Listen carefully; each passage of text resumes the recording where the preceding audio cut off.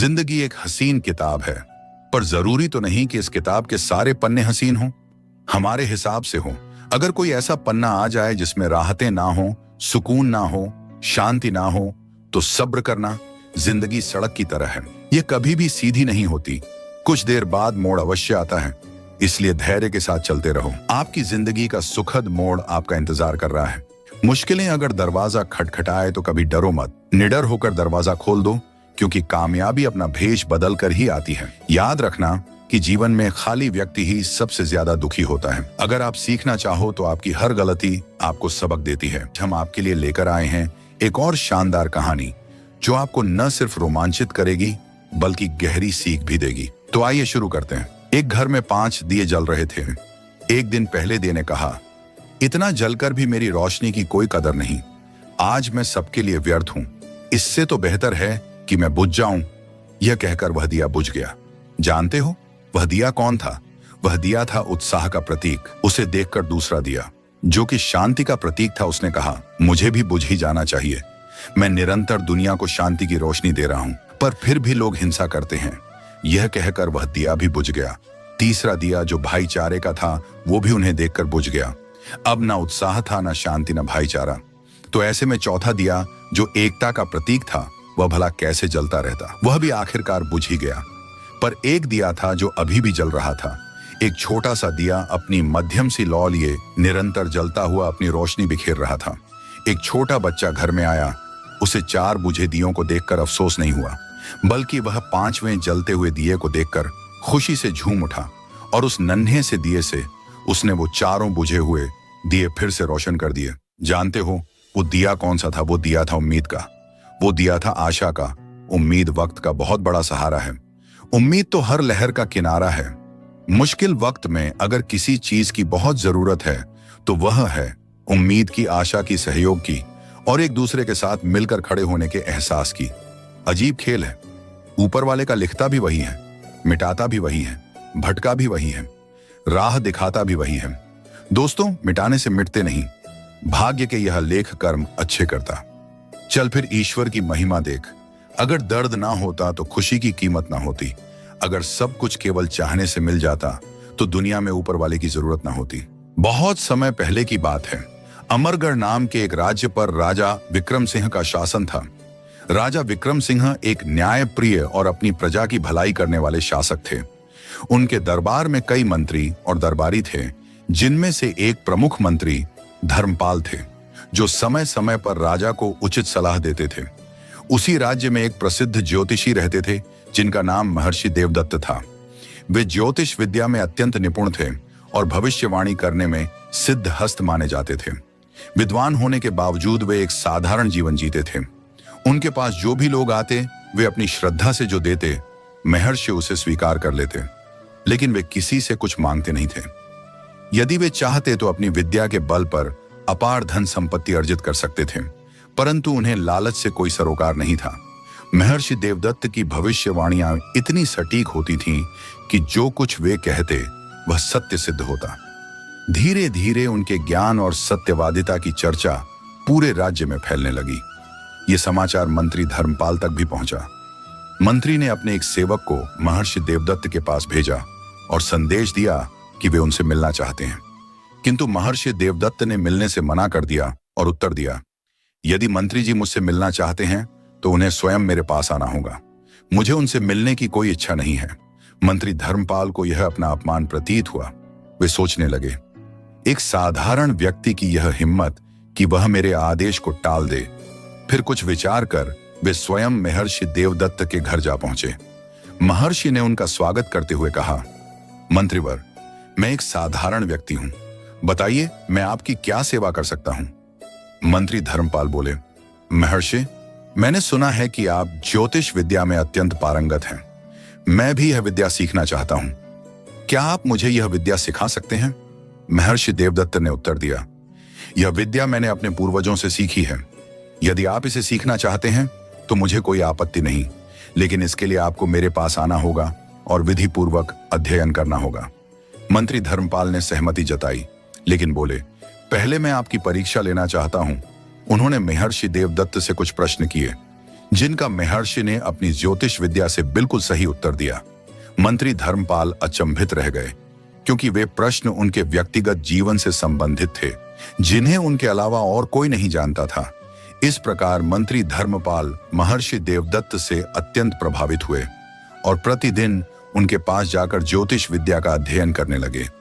आहिस्ता आहिस्ता दोनों में अच्छी दोस्ती हो गई और वे अच्छे मित्र बन गए। अपने मित्र धर्मपाल को महर्षि देवदत्त ने ज्योतिष विद्या सिखाई। मंत्री धर्मपाल अब ज्योतिष विद्या में निपुण हो चुका था और उसकी कही हुई बातें भी बिल्कुल सत्य सिद्ध होने लगी। एक दिन मंत्री ने सोचा, मुझे अपने मित्र महर्षि देवदत्त के भाग्य का भी हिसाब लगाना चाहिए। जब उसने गणना की तो उसे पता चला कि आने वाले 30 दिन महर्षि के लिए अत्यंत अशुभ और संकटमय हैं। यदि वे 30 दिनों तक घर से बाहर निकले तो उनकी जान को खतरा हो सकता है। यह देखकर मंत्री धर्मपाल चिंतित हो गया। उसे विश्वास था कि अब उसकी गणना गलत नहीं हो सकती। वह तुरंत महर्षि देवदत्त के घर पहुंचा और कहा, मित्र, अगले 30 दिन तुम्हारे लिए बहुत ही अशुभ हैं। कृपया इन 30 दिनों तक घर से बाहर मत निकलना। महर्षि देवदत्त ने स्वयं अपनी गणना की तो पाया कि यह भविष्यवाणी सही थी। सच में आने वाले 30 दिन उनके लिए अत्यंत कठिन हो सकते थे। मंत्री ने कहा, मैंने तुम्हें चेतावनी दे दी है, अब तुम अपना ध्यान रखना, हम 30 दिन बाद ही मिलेंगे। महर्षि ने उत्तर दिया, ठीक है, मैं 30 दिन तक घर में ही रहूंगा। उम्मीद है कि मेरी जान सलामत रहेगी, आगे जो ईश्वर की इच्छा। इसके बाद महर्षि देवदत्त ने अपने घर का दरवाजा बंद कर लिया और वहीं रहने लगे। एक एक करके 29 दिन बीत चुके थे। फिर 29वां दिन भी आ पहुंचा।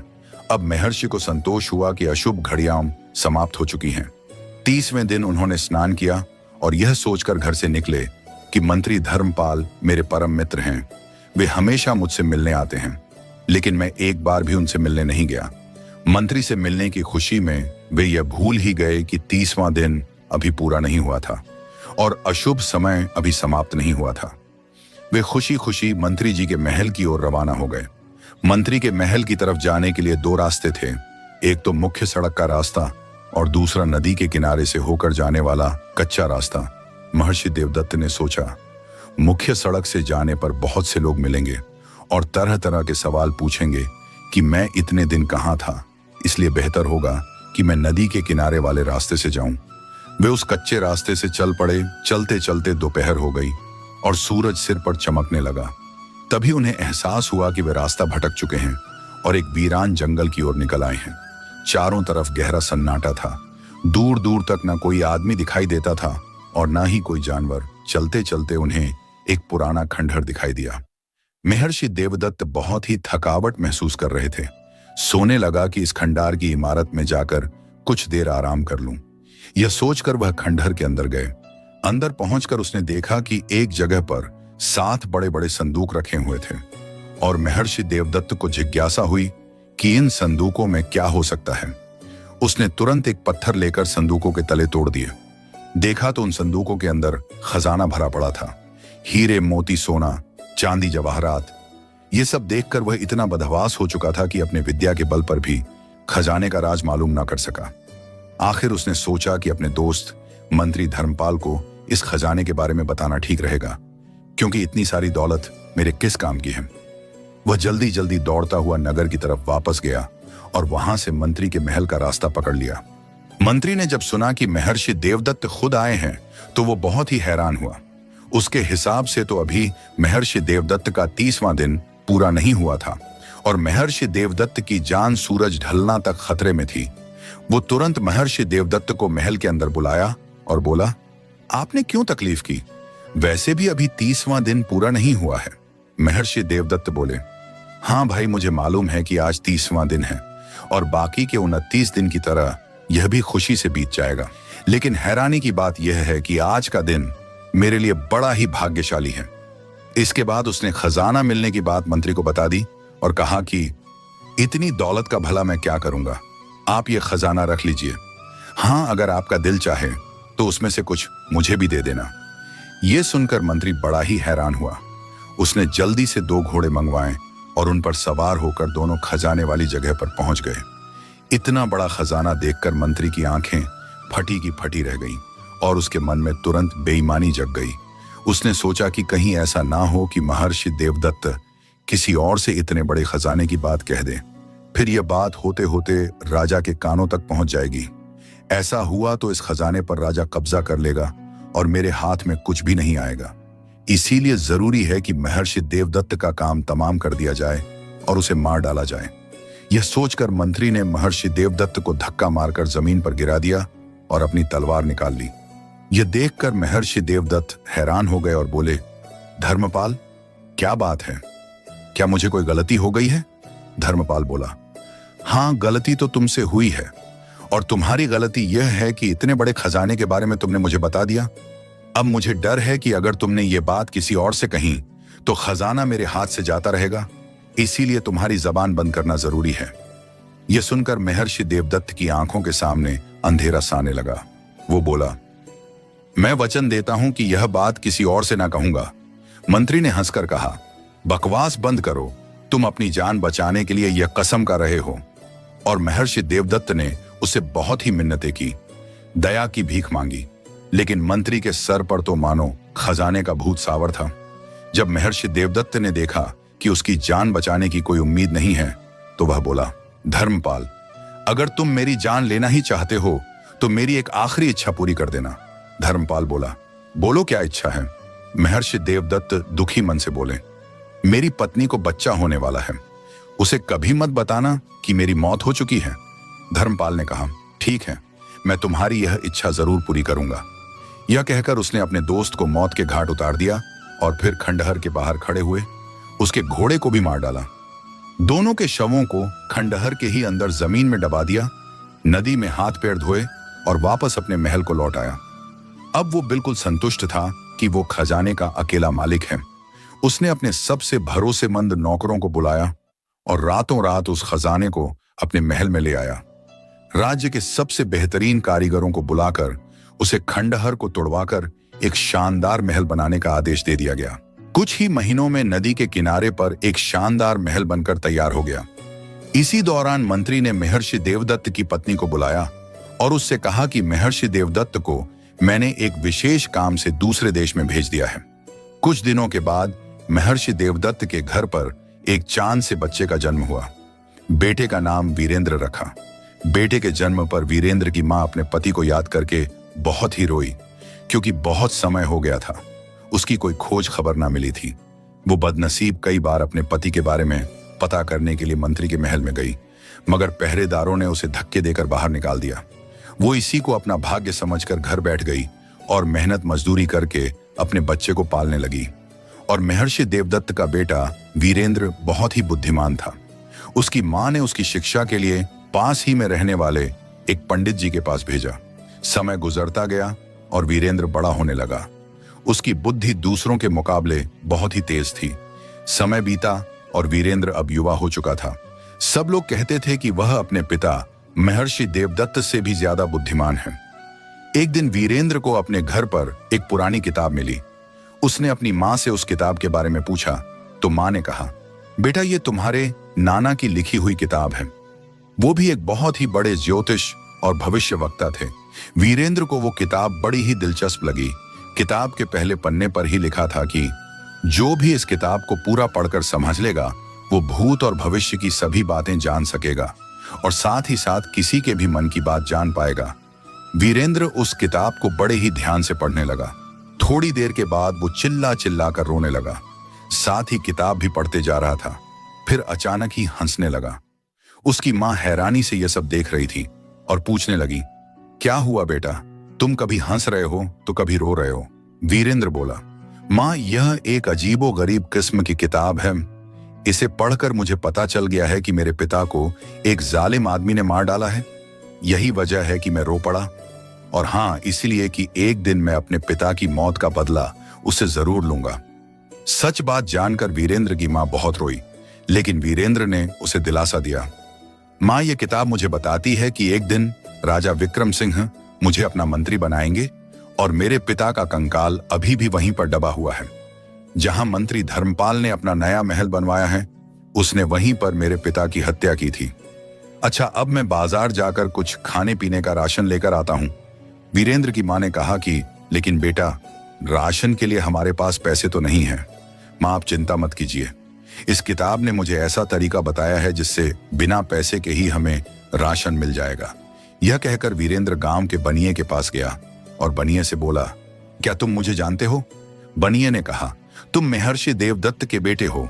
वीरेंद्र ने जवाब दिया, ठीक कहा, तुम कल से रोज मेरे घर पर 2 बोरी आटा, 3 बोरी चावल और 1 बोरी दाल और घी भेज दिया करना। दुकानदार बोला, वह तो ठीक है, लेकिन इसके पैसे कौन देगा? वीरेंद्र ने घुरकर बनिए को देखा और कहा, तुम भूल गए कि अभी कुछ दिन पहले ही मैं एक किसान को तुम्हारे पास 50 मन अनाज बेचने के लिए लाया था और तुमने धोखे से उसका सारा अनाज हथिया लिया था।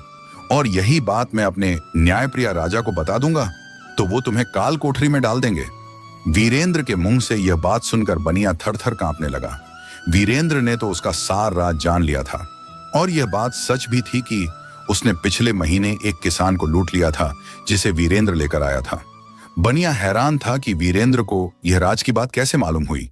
वह तुरंत हाथ जोड़कर बोला, ठीक है, मैं वही करूंगा जैसा तुम कहते हो, लेकिन मेरी शिकायत महाराज से मत करना। वीरेंद्र वापस अपने घर चला गया। अब वो आराम से अपने नाना की लिखी हुई किताब पढ़ने लगा।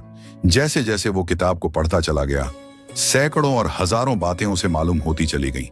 यहां तक कि वो इस विद्या में इतना माहिर हो गया कि रास्ते चलते आदमियों के दिल की बात भी वो जान लेता था। और कभी ऐसा ना हुआ कि उसके मुंह से निकली हुई बात गलत साबित हुई हो। लोग उसके बारे में कहते थे कि वह अपने पिता महर्षि देवदत्त से भी ज्यादा बुद्धिमान और काबिल है।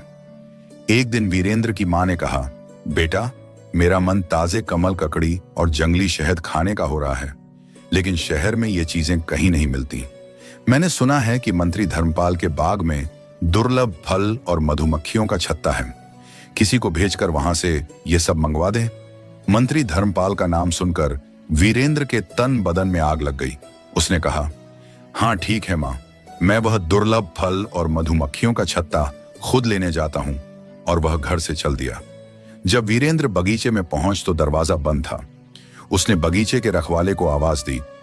थोड़ी देर बाद एक मोटा सा आदमी दरवाजे पर आया और गुस्से से बोला, क्या बात है भाई, क्यों चिल्ला रहे हो? वीरेंद्र बोला, मेरी मां का दिल दुर्लभ फल और मधुमक्खियों का छत्ता कि खाने का है, बस वही चाहता हूं। वह आदमी बोला, तुम जानते हो कि यह मंत्री जी का बगीचा है, कोई दुकान नहीं है, दफा हो जाए यहां से रखवाला। दरवाजा बंद ही करने वाला था कि वीरेंद्र ने चिल्लाकर कहा, खबरदार, दरवाजा बंद मत करना। कल जो सांप तूने मारा था उसकी मां तुझे डसने के लिए छिपी बैठी है। यह बात सुनकर रखवाला हैरान रह गया। उसने झुककर बाग में इधर उधर देखा तो सचमुच एक नागिन वहां पर दिखाई दी। रखवाला ने मन में सोचा, मैंने इसे ऐसे ही दांत दिया? वह पूछने लगा कि तुम्हें कैसे पता चला कि कल मैंने सांप को मारा था और मुझे उसकी मां डसने वाली है? वीरेंद्र ने कहा, तुम्हें इस बात से कोई मतलब नहीं होना चाहिए। तुम्हें साथ देना है तो दो, वरना मैं जाता हूं। रखवाला बोला, अरे गुस्सा क्यों हो रहे हो?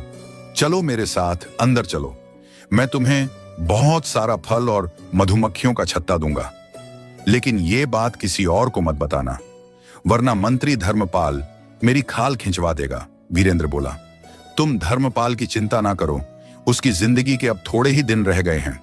रखवाले ने वीरेंद्र को एक तरफ बिठाया और उसके लिए फल और मधुमक्खियों का छत्ता लेने के लिए चला गया। इस दौरान मंत्री धर्मपाल टहलता हुआ बाग में आ पहुंचा। उसने वीरेंद्र को देखा तो रखवाले से पूछा कि यह कौन है? रखवाला बोला, हुजूर, यह लड़का बड़ी अजीबो गरीब बातें करता है जो मेरी समझ से बाहर है। फिर उसने फल मांगने और सांप की बात उसे बता दी। मंत्री बड़ा ही हैरान हुआ और वीरेंद्र को गौर से देखने लगा। उसने रखवाले को वहां से जाने के लिए कह दिया और वीरेंद्र से पूछा, लड़के तुम कौन हो? तुम्हारा नाम क्या है? तब वीरेंद्र ने जवाब में कहा, मेरा नाम वीरेंद्र है और मेरे पिता महर्षि देवदत्त हैं। महर्षि देवदत्त का नाम सुनकर मंत्री कांप गया। उसके अंदर डर समा गया, लेकिन फिर वो संभल कर बोला, तुम्हारे पिता को मैं जानता हूं, बड़े ही नेक दिल आदमी हैं। वह मैंने उन्हें एक काम से देश से बाहर भेजो हुआ है। यह सुनकर वीरेंद्र को गुस्सा आ गया और वो बोला, आप गलत कहते हैं, मेरे पिता अब इस दुनिया में नहीं हैं। उन्हें एक निर्दय आदमी ने धन के लालच में मार डाला है। अब मैं अपने पिता की हत्या का बदला लेना चाहता हूं। यह बात सुनकर मंत्री धर्मपाल के होश उड़ गए। वह समझ गया कि इस लड़के को सब मालूम है और यह मुझसे बदला लेकर ही रहेगा। किसी तरह धोखे से इसे ठिकाने लगाना पड़ेगा। मंत्री बोला, दुख की बात है कि तुम्हारे पिता की हत्या हो गई है। मुझे इसकी जानकारी नहीं थी, लेकिन अब मैं उसे पापी को अपने हाथों से सजा दूंगा। अच्छा, अब तुम ये बताओ कि तुम बाग में क्या करने आए हो? वीरेंद्र बोला, मुझे फल और मधुमक्खियों का छत्ता चाहिए था, जो सिर्फ इसी बाग में होता है। धर्मपाल बोला, ठीक है, तुम यहीं पर रुको, मैं अभी किसी नौकर को बुलाकर फल और मधुमक्खियों का छत्ता तोड़वाता हूं। यह कहकर मंत्री एक तरफ चला गया और अपने एक खास नौकर को अकेले में बुलाकर कहने लगा, एक लड़का उधर बाग में बैठा हुआ है, तुम उसे बहला फुसलाकर धोखे से किसी भी तरह तहखाना में जाओ और वहां पर बंद कर दो, ताकि वह वहीं पर भूखा प्यासा तड़प कर मर जाए। अगर तुम यह काम कर दोगे तो मैं तुम्हारे मन की इच्छा पूरी कर दूंगा और साथ ही तुम्हें बहुत सारा धन भी दूंगा। यह बात सुनकर नौकर तुरंत बगीचे की ओर गया। उसने पीछे से जाकर वीरेंद्र को जकड़ लिया और उसे उठाकर तहखाना की तरफ बढ़ने लगा। वीरेंद्र ने चिल्लाकर कहा, अरे नौकर, तुम ये क्या कर रहे हो? धर्मपाल तुम्हारे मन की इच्छा कभी पूरी नहीं करेगा, वो झूठा आदमी है। अगर तुमने मुझे मारा तो धर्मपाल तुझे भी जिंदा नहीं छोड़ेगा। नौकर हैरान हुआ और उसे नीचे रखकर धीरे से बोला, तुम्हें क्या पता कि मेरे मन में क्या इच्छा है? वीरेंद्र बोला, मैं सब कुछ जानता हूं। तुम मंत्री की बेटी से शादी करना चाहता है और मन ही मन में मंत्री की बेटी भी तुझे प्यार करती है। नौकर वीरेंद्र के कदमों में गिर पड़ा और बोला, हाँ, मेरी यही इच्छा है। वीरेंद्र बोला, मैं तेरी शादी मंत्री की बेटी से करवा सकता हूं और वह समय जल्द ही आने वाला है जब मंत्री को मेरी जरूर पड़ेगी, मगर तुम उस वक्त तक उसे मेरा पता मत बताना, जब तक कि वो तुम्हें 3 तमाचे ना मार दे। लेकिन मंत्री ने मुझे तुम्हें तहखाना में बंद करने के लिए हुक्म दिया है। वीरेंद्र ने कहा, हाँ, तुम उसे कह देना कि तुमने मुझे तहखाना में बंद कर दिया है। और यह कह नौकर ने उसे छोड़ दिया। वीरेंद्र ने फल और मधुमक्खियों का छत्ता लिया और अपने घर को चल दिया। उसके बाद नौकर धर्मपाल के पास गया और बोला, मालिक, मैंने उस लड़के को तहखाने में बंद कर दिया है। मंत्री अब संतुष्ट था कि उसके रास्ते का कांटा साफ हो गया है। जिस दिन मंत्री ने वीरेंद्र को तहखाना में बंद करने की साजिश की, इस रात महाराज विक्रम सिंह को एक अजीबोगरीब सपना दिखाई दिया। लेकिन जब उनकी आंख खुली तो उसे वह सपना याद नहीं रहा। वो बाकी सारे काम भूलकर इसी उधेड़बुन में लग गया कि रात को उसने क्या सपना देखा था। सुबह वो दरबार में आया और अपने सभी मंत्रियों से ये बात कही कि वो जानना चाहता है कि रात को उसने क्या सपना देखा था और उसके सपने का मतलब क्या था। सारे मंत्री परेशान थे कि आखिर राजा के सपने के बारे में कैसे पता किया जाए। राजा ने अपने सबसे बुद्धिमान मंत्री यानी धर्मपाल से कहा कि तुम हमारे सबसे योग्य मंत्री हो, तुम ही बताओ कि रात को हमने क्या सपना देखा था। जब वो भी राजा के सपना के बारे में बताने में नाकाम रहा तो राजा विक्रम सिंह गुस्से से लाल पीले हो गए और बोले, अगर 15 दिन के अंदर तुम मुझे मेरे सपना के बारे में ना बता सके तो तुम मंत्री रहने के लायक नहीं रहोगे, और फिर तुम तो ज्योतिष विद्या भी जानते हो। मेरे सपना के बारे में ना बता सके तो तुम्हारी खैरियत नहीं है। राजा का गुस्सा देखकर मंत्री घबरा गया। दरबार खत्म होने के बाद वह अपने महल में गया। ऐसा करते करते 15 दिन भी बीत गए, लेकिन मंत्री को समस्या का कोई हल ना मिला। तभी अचानक उसे महर्षि देवदत्त के बेटे का ख्याल आया। मन में वो सोचने लगा कि मैंने क्यों उसे मरवा दिया। अगर वो आज जिंदा होता तो जरूर सपने के बारे में मुझे बता देता। फिर मंत्री को ख्याल आया कि हो सकता है वो जिंदा हो, नौकर ने उसे छोड़ दिया हो। फिर उसने इस नौकर को बुलाया और कहा, बहुत दिन पहले मैंने तुम्हें एक लड़के को तहखाना में डालने को कहा था। मुझे यकीन है कि वो तुम्हारे हाथों से बस निकाला होगा। नौकर ने कहा, नहीं हुजूर, मैंने तो उसे तहखाना में बंद कर दिया था। अब तक तो उसकी हड्डियां भी गल गई होंगी। मंत्री आज बावला हुआ और नौकर को एक के बाद एक 3 तमाचे मारने लगा और बोला, तू झूठ बोलता है, सच बता। नौकर बोला, मालिक, सच बात तो यह है कि वह लड़का जिंदा है। मंत्री यह बात सुनकर खुश हुआ और बोला, यह बात तूने पहले मुझे क्यों नहीं बताई? नौकर बोला, हुजूर, यह बात मुझे इस लड़के ने कही थी कि जब आप 3 तमाचे मुझे मारे तभी मैं आपको सच बताऊं। मंत्री ने कहा, ठीक है, अब तुम जाओ और वीरेंद्र को लेकर आओ। नौकर तुरंत वीरेंद्र के घर पर गया और उसे लेकर मंत्री के पास आया। मंत्री ने वीरेंद्र से माफी मांगी और कहने लगा कि राजा विक्रम सिंह ने एक सपना देखा है और वो भूल चुका है कि क्या सपना था। तुम अपनी विद्या के बल पर उसका सपना बताओ और उस सपने का मतलब भी बताओ, तभी सब दरबारी की जान बच सकती है। वीरेंद्र ने कहा, ठीक है, अगर यह बात है तो कल आप दरबार में राजा से कहिएगा कि आपका एक शिष्य राजा के सपने के बारे में बता सकता है? और फिर दरबार में मुझे बुला लीजिएगा, मैं वहीं पर राजा के सपने का राज बता दूंगा। इस समय मुझे अब जाने दीजिए। मंत्री बेचारा क्या करता, वह इस बात पर राजी हो गया। अगले दिन राज दरबार में मंत्री ने राजा से बात कही कि मेरा एक शिष्य है जो आपके सपने का रहस्य बता सकता है। राजा ने तुरंत एक सिपाही को वीरेंद्र को बुलाने के लिए भेज दिया। थोड़ी देर बाद सिपाही खाली हाथ लौटकर वापस आया और बोला, हुजूर, वीरेंद्र राज दरबार में आने को तैयार है, परंतु उसे कोई सवारी पसंद नहीं आ रही। उसने एक अजीब शर्त रखी है। कहता है कि वो सिर्फ मंत्री धर्मपाल की पीठ पर सावर होकर ही महल में आएगा। दरबार में सब यह बात सुनकर जोर जोर से हंसने लगे और राजा भी। फिर राजा ने कहा, मंत्री जी, लगता है आपने अपने शिष्य को बड़ी ही तकलीफ दी है, इसीलिए वह आपको बेइज्जत करना चाहता है। खैर, कारण जो भी हो, हमें अपने सपने के बारे में जानना है। आप वही करिए जैसा कि आपके शिष्य ने कहा है। जाओ और उसे अपनी पीठ पर बिठा कर ले आओ। मंत्री ना चाहते हुए भी शर्मिंदगी के साथ वीरेंद्र के घर पर पहुंचा और वीरेंद्र उछलकर उसकी पीठ पर बैठ गया और चाबुक मारता हुआ रास्ते भर यह बोलता हुआ आया कि देखो ए लोगों, आज मैं अपने पिता के हत्यारे के साथ क्या सलूक कर रहा हूं। महल पहुंचकर वह मंत्री की पीठ से उतरा और राजा ने पूछा, युवक, पहले यह बताओ कि मंत्री ने तुम्हारे साथ ऐसा क्या किया है जो तुमने उसे यह सजा दी। वीरेंद्र बोला, महाराज, इसने मेरे बेकसूर पिता की हत्या की है। मंत्री चिल्लाया, हुजूर, यह झूठ बोल रहा है। मैंने इसके पिता को एक काम से देश से बाहर भेजा हुआ है।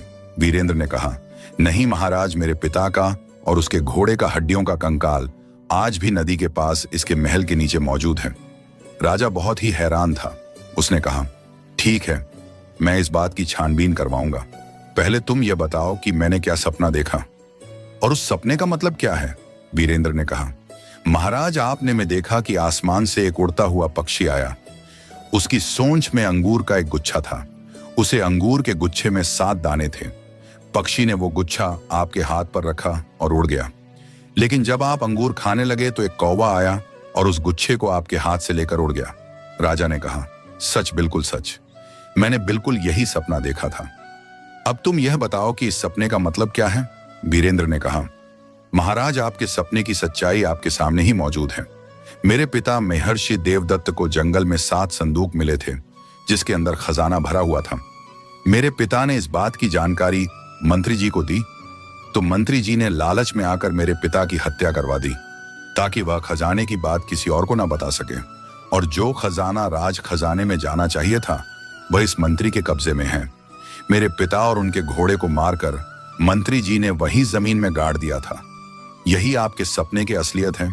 यह सुनकर राजा ने मंत्री को तुरंत गिरफ्तार कर लिया गया और उसके महल की तलाशी ली गई, जहां पर वो 7 खजाने से भरे हुए संदूक भी मिल गए। उसके महल के बाग की खुदाई की गई, जहां महर्षि देवदत्त और उसके घोड़े की हड्डियों के कंकाल मिले। मंत्री जी के सारे अपराध उजागर हो चुके थे। वो राजा से माफी मांगने लगा, लेकिन न्यायप्रिया राजा ने उसे मृत्युदंड की सजा सुना दी। फिर वीरेंद्र ने अपने पिता की अस्थियों को पूरे रीति रिवाज से उनका अंतिम संस्कार किया। इसके बाद राजा ने वीरेंद्र से कहा, बेटे, तुम बहुत ही बुद्धिमान और योग्य युवक हो। मैं चाहता हूं कि तुम मेरे मंत्री बन जाओ। वीरेंद्र ने यह प्रस्ताव स्वीकार कर लिया और कहा, महाराज, मेरी एक प्रार्थना है। राजा ने कहा, कहो, क्या कहना चाहते हो। वीरेंद्र ने कहा, महाराज, मंत्री जी की बेटी की शादी मेरे एक आदमी से कर दी जाए। उनकी बेटी भी उस आदमी को चाहती है। राजा ने मंत्री की पत्नी को बुलाया और उसकी बेटी की शादी की बात कही। वो इस बात पर तैयार हो गई। फिर मंत्री की बेटी की शादी उस नौकर के साथ कर दी गई जिसने वीरेंद्र को तहखाना में डालने की बजाय छोड़ दिया था। वीरेंद्र ने अब अपने पिता की हत्या का बदला ले लिया था और वो महाराज विक्रम सिंह का एक मंत्री बनकर अपनी मां के साथ एक शानदार महल में रहने लगा और एक अच्छा जीवन बिताने लगा। वीरेंद्र ने अपनी बुद्धिमानी और साहस से अपने पिता की हत्या का रहस्य उजागर किया और अन्याय करने वाले मंत्री को उसकी सजा दिलवाई। राजा विक्रम सिंह की न्यायप्रियता ने साबित किया कि अपराधी कितना भी शक्तिशाली क्यों ना हो, सच्चाई एक न एक दिन सामने आ ही जाती है। वीरेंद्र को उसकी योग्यता का उचित सम्मान मिला और वह राजा का मंत्री बना। इस कहानी में भी यही दर्शाया गया कि मंत्री ने छल कपट से वीरेंद्र के पिता की हत्या कर दी और सालों तक अपने अपराध को छिपाए रखा, लेकिन अंततः उसका सच सामने आ ही गया। उसके किए गए पापों का फल उसे मृत्यु के रूप में मिला। यह हमें सिखाता है कि धोखा, छल और अन्याय ज्यादा समय तक नहीं टिकते। सत्य और न्याय की जीत हमेशा होती है। इसलिए हमें हमेशा सही राह पर चलना चाहिए और अच्छे कर्म करने चाहिए, क्योंकि अच्छे कर्मों का फल भी उतना ही शुभ होता है। इस कहानी से यह शिक्षा मिलती है कि सच्चाई और न्याय की राह पर चलने वालों की जीत हमेशा होती है। इसके अलावा दयालुता और अच्छाई का प्रतिफल अवश्य मिलता है। जैसा कि मंत्री की बेटी और उस नौकर के मामले में हुआ, वीरेंद्र ने न केवल अपने पिता के हत्यारे को दंड दिलवाया, बल्कि अपने जीवन को भी एक नई दिशा दी, जिससे वह अपने परिवार के साथ सुखी जीवन बिता सका। दोस्तों, इस कहानी को सुनने के लिए आपका बहुत बहुत धन्यवाद। आपको यह कहानी कैसी लगी और आज के इस वीडियो से आपने क्या सीखा, हमें कमेंट में जरूर बताएं। आपकी राय हमारे लिए बहुत महत्वपूर्ण है। अगर आपको वीडियो पसंद आया हो तो इसे लाइक करें, शेयर करें और चैनल को सब्सक्राइब करना ना भूलें। फिर मिलते हैं एक नई रोमांचक और प्रेरणादायक कहानी के साथ।